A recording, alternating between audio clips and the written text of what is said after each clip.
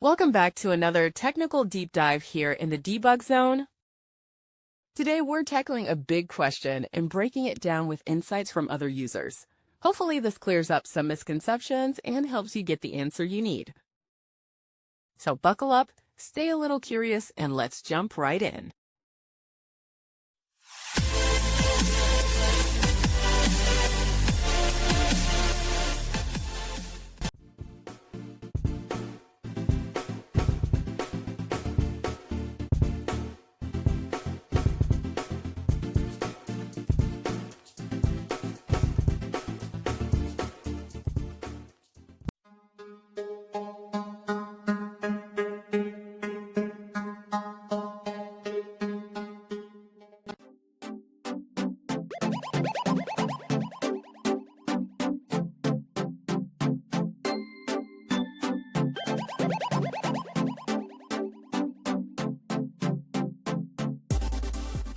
And that's a wrap.